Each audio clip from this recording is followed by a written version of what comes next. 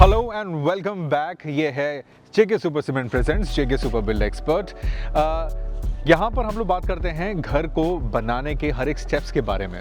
अगर आपने लास्ट के एपिसोड्स नहीं देखे हैं तो प्लीज़ ज़रूर जाके देखिएगा, क्योंकि हमने उसमें फाउंडेशन, डीपीसी, इन सब के बारे में बात की हुई है। और आज हम बहुत ख़ास चीज़ के बारे में बात करने वाले हैं जो आपके घर की मजबूती के लिए ज़िम्मेदार होती हैं। वो चीज़ है यानी कि मटीरियल, जिसमें हम एग्रीगेट यानी गिट्टी, आपका सरिया, इन सब के बारे में बात करेंगे। इनको एक लेमन के तरीके से जानेंगे कि कैसे इसको चूज़ करें और इसके बारे में क्या क्या मालूमात हमें होनी चाहिए उसके बारे में। जेके सुपर सीमेंट के हमारे जो बिल्ड एक्सपर्ट हैं ऑलरेडी आ चुके हैं, तो हम जा रहे हैं अंदर साइट पर। सो लेट्स गो।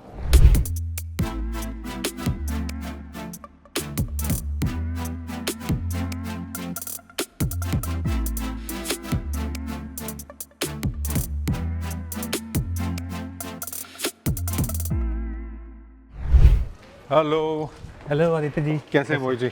मैं ठीक हूँ। Good to see you. Same है। आज के हमारे बिल्ड एक्सपर्ट हैं मोहित जी, मोहित Tripathi. Right.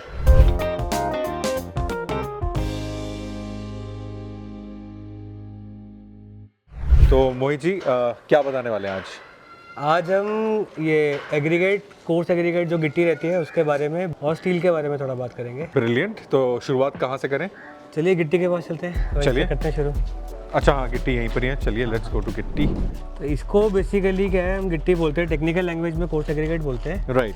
But layman language में बात करता हूँ तो या तो गिट्टी बोल सकते हैं आप इसको, हाँ, या रोड़ी बोल सकते हैं। ओके। ये बेसिकली देखने में बहुत छोटी चीज़ है, हाँ, बट कंक्रीट का मेजर पार्ट, या मैं बोलूँगा कि जो कंक्रीट को मेन स्ट्रेंथ देता है वो आपका एग्रीगेट होता है, जिसमें मेजर पार्ट आपका कोर्स एग्रीगेट का आता है। ओके। तो ये बहुत ज़्यादा इंपॉर्टेंट है हमारे लिए कि किसी भी कंस्ट्रक्शन साइट पे एग्रीगेट सिलेक्शन एक अप टू द मार्क और अच्छी क्वालिटी का हो। ओके। तो आगे इसकी टेस्टिंग के बारे में भी बात कर लेते हैं। ओके। वैसे इसको कुछ स्पेशल जगह से मंगवाया जाता है या ये हर जगह अवेलेबल होती है रेडी? नहीं, ये रेडीली लोकल एरिया में अवेलेबल है, हर जगह क्रशर्स होते हैं। हाँ, तो जो भी जो क्रशर ऑपरेटर है बेसिकली वो क्या होता है, रॉक्स को क्रश करके तोड़ के गिट्टी बनाता है। हाँ, बट हमारे लिए इम्पोर्टेंट ये होता है कि इसका जो हम कंस्ट्रक्शन साइट पे यूज़ कर रहे हैं, हाँ, तो एक तो इसका साइज़ प्रॉपर होना चाहिए। मतलब इसका साइज़ बेसिकली क्या है, आपका रोड कंस्ट्रक्शन के लिए अलग होता है, राइट।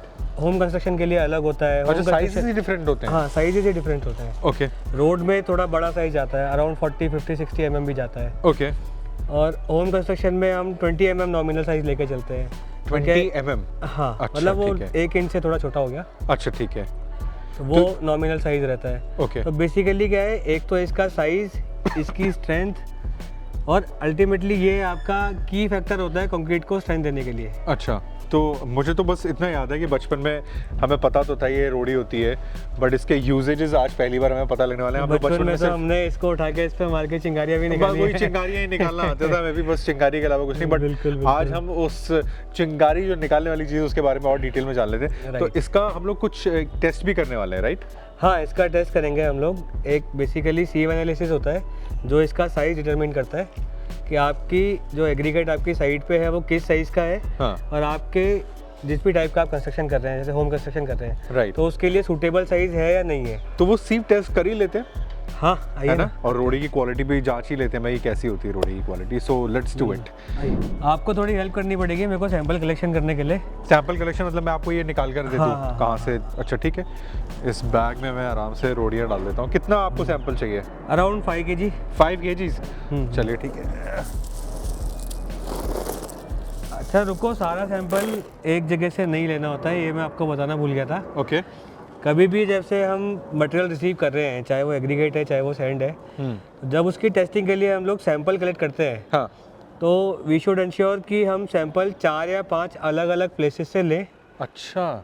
और उसके अलावा कभी भी सैंपल को, मतलब आप प्रेफर करो कि टॉप लेयर से ना लेना पड़े। ओके। बिकॉज क्या होता है कि जो भी वेंडर है जो आपको मटेरियल सप्लाई कर रहा है, हाँ, तो वो बेसिकली क्या है कि टॉप लेयर जो आपको फ्रंट में दिख रही है, हो सकता है वहाँ पे सारा मटेरियल अच्छा हो, बट एट दी एंड अगर मैं बोलूँगा कि आप एक बड़ा ट्रक ले रहे हो, ट्रक में ऊपर तो आपको चल गया पता क्या अच्छा है, बट अंदर कैसा है वो कैसे चलेगा पता। ऐसे ही आप भी देख लें एक बार चेक करके, कहीं ऐसा ना हो कि ऊपर ही ऊपर सारा माल अच्छा है। तो हम लोग सैंपल बेसिकली 5 अलग अलग जगह से लेंगे। तो मैं थोड़ा सा ऐसा हटा करके एक बार एक से सैंपल ले लेता हूँ ना। ओके। 5 किलो हो चुका है, ये पता लग रहा है मुझे। बिल्कुल हो गया है। क्या बात है सर, ये क्या है? ये सीव सेट रहता है हमारा। सीव सेट ये हाँ, है? हाँ। अच्छा। जो एग्रीगेट है, हाँ तो इसके अंदर बेसिकली क्या होता है, बड़ा एग्रीगेट छोटा एग्रीगेट सब मिक्स होते हैं। हाँ ठीक है। तो क्या बड़े से बड़ा साइज़ होना चाहिए, क्या छोटे से छोटा साइज़ होना चाहिए, उससे ज़्यादा छोटा ना हो या उससे ज़्यादा बड़ा ना हो, जो ये डिसाइड करेगा कि हाँ ये पर्टिकुलर एग्रीगेट हमारा होम कंस्ट्रक्शन के लिए है या फिर रोड कंस्ट्रक्शन के लिए है, किसके लिए है। तो ये साइज तो को वो साइज बेसिकली से चेक करते हैं। हाँ, सेग्रीगेट करते हैं। हाँ हाँ हाँ। ठीक है, अब इसमें मैं सारा डाल तो दूं? ये इसमें डाल देते हैं। सारा डालते हैं एक साथ, हाँ, हाँ, है ना? ठीक है, ये मैं सारा आई कैन हियर सम जो नीचे जा रहे हैं। हाँ, वो already। पास हो जाएगा, अलग अलग जो साइज रहेगा अपने अपने सीट से पास होता तो जाएगा। अब हम इसे घुमाएंगे। अभी क्या इसको क्या करना है, इसको लेने के बाद हाँ। एग्रीगेट को मूवमेंट देना है in all the directions. Right. चाहे आप टू फ्रो करो, सर्कुलर मोशन दो, राइट लेफ्ट करो, बट मैनुअली उसको पुश ना करना पड़े। डेली 2 मिनट तक शेक करते हैं, ओके। जिससे कि ये पूरा का पूरा पास हो जाता है और अलग अलग साइज इसका अलग अलग सीट के ऊपर रिटेन हो जाता है।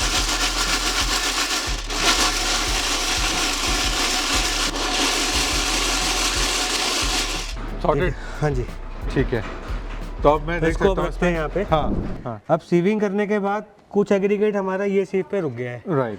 कुछ एग्रीगेट हमारा ये सीट पे रुका हुआ है और कुछ एकदम पैन में इकट्ठा हो जाएगा। ठीक है। तो इसको हमने अलग अलग साइज में सेग्रीगेट कर लिया। अब क्या है, इसका अगर हमें फ्लेकीनेस टेस्ट करना है या इलोंगेशन टेस्ट करना है, तो ये हमारे पास इक्विपमेंट रहता है। हाँ तो अब हम 1 बाय 1 एग्रीगेट के पीस को निकालेंगे और इसके ओके। पर्टिकुलर सीट साइज से क्रॉस करेंगे कि मैं वो आपको- रुक रहा है हाँ। या पास हो रहा है। Should I give you? हाँ, आप 1 बाय 1 मेरे को देते जाइए। मैं एक काम करता हूँ, हाथ में ले लेता हूँ कुछ।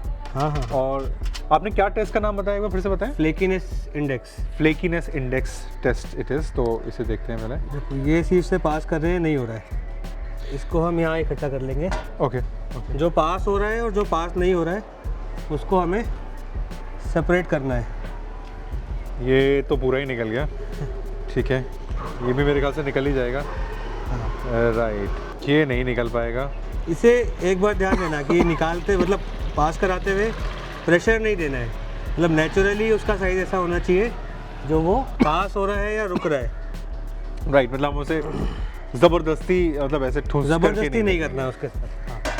क्योंकि कई बार क्या होता है, एग्रीगेट अगर एजेस उसके वीक है तो हो सकता है कि प्रेशर करने से वो टूट जाए और पास हो जाए तो हमारी रीडिंग फिर सही नहीं आएगी। तो अगर देखा जाए तो ये मतलब एक बहुत आइडल रोड़ी का साइज है। हाँ, बोल सकते हो। एंगुलर है। हाँ, हाँ, है ना? 20 mm का साइज भी, मतलब ये बिल्कुल। बिल्कुल फिट हो रहा है। बिल्कुल, और ये बिल्कुल। पास भी नहीं हो रहा है और हर एक जगह पर ये बिल्कुल फिट है। और इसमें आप ये देखिए, ये वाला जो है ये एकदम चिप्ड है, एकदम पतला सा है। तो मैं आपसे ही पूछता हूँ हाँ कि अगर आप जैसे एक इमेजिनेशन करिए कि आपका सारा का सारा एग्रीगेट मतलब रोडी या कोर्स एग्रीगेट जो है आपका, वो इस शेप और इस साइज़ में आ जाता है, राइट। तो आपको क्या लग रहा है कि जब आप इसका मिक्स बनाओगे तो वो इस तरीके से फ्लैट बैठ जाएगा। तो जब वो लेबर है जिसको काम करना है वो फावड़े से इसको खींचेगा तो फावड़े पे आएगा क्या, वो पूरा का पूरा बैठा रह जाएगा। राइट, और उसको काम करने में इशू होगा। जबकि अगर आपका ये है तो उसको एक प्रेशर मारने से ये क्या ऑटोमेटिकली रोल होकर के उसमें हाँ ये कंटेनर में आ छोटी छोटी जाएगा।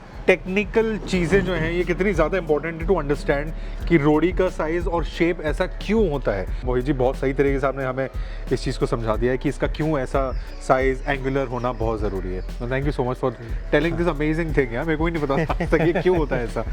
ऑलराइट। नहीं, ये खैर बहुत छोटी छोटी और इम्पोर्टेंट चीज़ें हैं जो लोगों को पता नहीं होती हैं और अल्टीमेटली उनके कंस्ट्रक्शन में या तो बहुत ज़्यादा नुकसान पहुंचाती हैं या फिर अल्टीमेटली क्या होता है कि बिल्डिंग लाइफ आपकी कम हो गई। हाँ, जब पहले बोलते थे लोग कि ठीक है 100 साल मकान चल रहा है, वो आज की डेट में नहीं चल पाता है। नहीं ऊपर से जो मटेरियल मंगा रहे हैं वो भी तो कितना वेस्ट हो जाता है अगर आपके ऐसे फ्लेकी वाले जितने भी हमें निकालने डिस्कार्ड करने हैं तो it is going waste also. Right. पैसा अल्टीमेटली आपका ज़्यादा बढ़ रहा है। ओके, सो अब what is the next step? हम लोग क्या अलग? अभी हम लोगों ने फ्लेकीनेस टेस्ट किया। हाँ सिमिलरली एक इसका इलोंगेशन टेस्ट होता है, ओके तो वो इलोंगेशन भी करेंगे। ठीक है। उसके लिए हमें अगेन सैंपल कलेक्शन करना पड़ेगा। ओके, तो चलिए करते हैं सैंपल कलेक्शन। तो अभी हमने सैंपल कलेक्शन किया, अभी क्या है हम इसकी वापस से सीविंग करेंगे। हाँ सीविंग करने के बाद फिर इसका इलोंगेशन गेज जो ये हमारा इक्विपमेंट रहता है, इससे इसकी टेस्टिंग करेंगे कि Okay. अगेन ये साइजेस जैसे मेंशन है इसके ऊपर, तो इन साइजेस से एग्रीगेट को पास करा के अच्छा, देखेंगे। ओ आपकी इस बार ऐसे पास। हाँ। ठीक है। ठीक है, तो एक बार सीविंग करते हैं फिर पास करते हैं। अगेन देखिए, सीविंग के बाद हमने वापस देखा कि एग्रीगेट कुछ रिटेन कर गया है, कुछ पास कर गया है। बिल्कुल बिल्कुल। तो अगेन हम उस सैंपल को पर्टिकुलर साइज से पास कराएंगे ओके, और देखते हैं क्या पास होता है, क्या रिटेन होता है। हमें इसमें से निकालना है जो 20 mm वाला साइज है, राइट? हाँ, तो ये देखो, ये पूरा पास हो गया। हो रहा है। अच्छा, ये इधर से निकाल के देखें तो नहीं होगा क्या? ये नहीं होगा, इससे भी हो रहा है, अटक रहा है, फंस रहा है। हाँ। तो ये परफेक्ट है एकदम हमारा। हाँ, तो मतलब हमारा एग्रीगेट जो है जिस साइज का है वो साइज के गेज से इजीली पास हो रहा है। ठीक है, अभी आप देखोगे तो ये यहाँ पे अटकने लगा। ओके, ये नहीं जाएगा, हमें प्रेशर करके ऐसे नहीं निकालना है। हाँ, उसके साइज के साथ चेक करना होता है। ये भी पास हो रहा है, ये देखो, ये अटक रहा है। हाँ, तो ये हो गया हमारा एलोंगेशन टेस्ट, जिसमें हम लोग रोडी के साइजेस के बारे में देख रहे थे। अब की बार उसको लेंथ, शेप और साइज बेसिकली हमने एलोंगेशन और फ्लेकीनेस से चेक किया। ऑलराइट। अच्छा, ये जो हमने टेस्ट किया है, हर एक बार हम लोग टेस्ट तो नहीं कर सकते, और कितनी बारी तो ऐसा होता होगा कि जब हम लोगों ने जो टेस्ट किया है सैंपल्स में, उसमें कई बारी हम लोग जो सेग्रीगेट करने वाले हैं उसमें कुछ ना कुछ तो चला ही जाता होगा। नहीं करना होता है। हाँ। इससे बेसिकली क्या है कि आपके लिए एक जजमेंट करना इजी हो जाता है कि हाँ, ये व्हीकल अगर मैं मेरी साइड पे यूज़ कर रहा हूँ, हाँ, तो मेरा कंस्ट्रक्शन में एटलीस्ट इसकी वजह से तो कोई क्वालिटी कंस्ट्रेंट नहीं आएगा। ओके ओके, ठीक है, फेयर इनफ। तो हम लोगों ने अभी तो टेस्ट परफॉर्म, मतलब ये देखा टेस्ट किस तरीके से परफॉर्म करते हैं। हाँ, बट अल्टीमेटली क्या होता है, टेस्ट परफॉर्म करने से पूरा काम नहीं होता है। ओके, मतलब आपने जितना सैंपल लिया है, हाँ, उसमें से कितना परसेंट फ्लेकी है, कितना परसेंट इलोंगेटेड है, वो आपके एग्रीगेट सिलेक्शन को डिपेंड करता है। ओके, तो जनरली वो 15% से एक्सीड नहीं करना चाहिए फ्लेकी मटेरियल। हाँ, कि आपका जितना भी मटेरियल है बाय वेट, अगर आपने 5 करो 5 किलो सैंपल लिया है, तो 15% ऑफ 5 किलो, इससे ज़्यादा आपका फ्लेकी मटेरियल नहीं होना चाहिए। ओके, तो ठीक जो है, हम लोग उससे हमने फ्लेकीनेस गेज से पास करके देखा था। ठीक है, तो ये थोड़ा ध्यान रखना बहुत ज़रूरी है। ऑलराइट। तो ये कंप्लीट डिटेल है जो हम लोगों को रोडी के बारे में जाननी ज़रूरी थी। Well, thank you so much, बहुत अच्छे से एक्सप्लेन किया उसके लिए। ओके, तो हम अब बात करने वाले हैं इस सेक्शन में सरिया के बारे में। कैसे चूज़ करनी है सरिया, क्या ध्यान रखना है हमें? बिल्कुल, मैं बताता हूँ। इसके लिए मैंने आपके लिए एक सैंपल कट करके रखा हुआ है पहले से। ओके, तो मैं एक बार आपको डेमोन्स्ट्रेट भी कर देता हूँ कि ये आपका स्टील है जो आपका कंस्ट्रक्शन में यूज़ होगा। हाँ, column, beam, slab, footing, foundation कहीं भी है तो यही आपका यूज़ में आएगा। हाँ, अलग अलग साइजेस होते हैं इसके। तो इसको परचेज करते समय सबसे पहले तो आपको ध्यान देना है कि जो ये लाइनें बनी होती हैं इस पर, अच्छा, इसको बेसिकली रिब्स बोलते हैं। ओके, तो ये रिब्स क्या है, एक तो पूरे घिसे हुए नहीं होने चाहिए। ओके, बिकॉज ये क्या है, आपका कंक्रीट के साथ में ग्रिप बनाता है। ऑलराइट, कि कंक्रीट के अंदर रहता है ये, ओके, कंक्रीट में एग्रीगेट होता है और मतलब फाइनल कोर्स एग्रीगेट होता है। Got it. तो जब इसके ऊपर कंक्रीट आएगा, कवर करेगा और सेट हो जाएगा, तो ये रिब्स ही हैं जो उसको बाहर निकलने से, फ्रिक्शन से रोकते हैं। पहली चीज़ तो ये। बहुत बढ़िया चीज़। हाँ, दूसरा ये कि सरिये पे हमेशा पूरी की पूरी मार्किंग रहती है। आप देखोगे जो भी सरिया आप यूज़ कर रहे हो, तो साइड में उसका ब्रांड लिखा होता है, आगे इनका स्टील का कोडिंग होता है। यहाँ पे देखेंगे आप TMT करके लिखा है। तो ये बेसिकली प्रोसेस होता है सरिया किस तरीके से बनाया गया है। Right, TMT stands for thermo mechanically treated. तो प्लांट में जो इसका मैन्युफैक्चरिंग ऑपरेशन है वो TMT है, और आपका कोरोजन रेजिस्टेंट भी होता है, आपका EQR अर्थक्वेक रेजिस्टेंट भी होता है। तो अलग अलग तरीके के नॉमेनक्लेचर रहते हैं। तो एक तो आपको नॉमेनक्लेचर देखना है क्या है, ISI मार्क का होना चाहिए। तो ISI मार्क हर स्टील के बार पे करीब करीब 1-1 मीटर के बाद में ये लोग लगाते हैं। ISI तो आप कहीं भी देख सकते हैं। इसके बाद में ना एक इस पर नंबरिंग लिखी होती है कुछ, जैसे अगर मैं आपको दिखाऊंगा यहाँ पे, तो ये 600 करके लिखा है। राइट, 600 इज इसकी टेंसाइल स्ट्रेंथ। हाँ, कि कितनी टेंसाइल स्ट्रेंथ इस सरिये के अंदर है। 16 इसका साइज हो गया। हाँ, अगर आप देखेंगे यहाँ पे D लिखा होता है। हाँ, तो जो D होता है वो स्टैंड करता है आपका डक्टिलिटी के लिए, कि ये सरिया आपका डक्टाइल है। हाँ, 600 उसकी स्ट्रेंथ हो गई। नॉर्मली 550 चलता है, 500 550 चलता है। तो 500 या 550 उसकी टेंसाइल स्ट्रेंथ हो गई। D stand for ductility.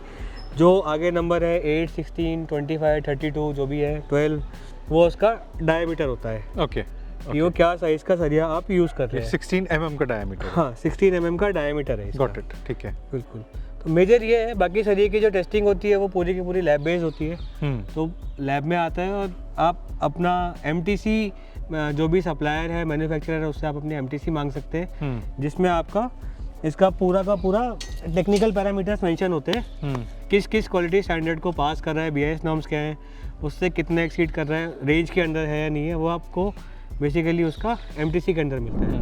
Well I think ये हमारा इस एपिसोड को यहीं पर ही ख़त्म करने का वक्त है and I really want to thank Mohit for joining us and हम लोगों को इतनी अच्छी नॉलेज दी अबाउट दीज रॉ मटेरियल्स जो हम लोग अपने घर में इस्तेमाल करते हैं। तो थैंक यू मोहित। मैं बस इतना कहना चाहूँगा कि अगर आप लोगों के कोई भी सवाल हैं तो आगे आने वाले एपिसोड में हम उनको कवर कर सकते हैं, बट आप कमेंट ज़रूर करें, लाइक ज़रूर करें, सब्सक्राइब ज़रूर करें, शेयर करें उन लोगों के साथ जिनके घर बन रहे हैं, ताकि उन तक ये सारी नॉलेज पहुंच सके। कर दें like, subscribe. Aditya signing off and saying adios. See you in next episode.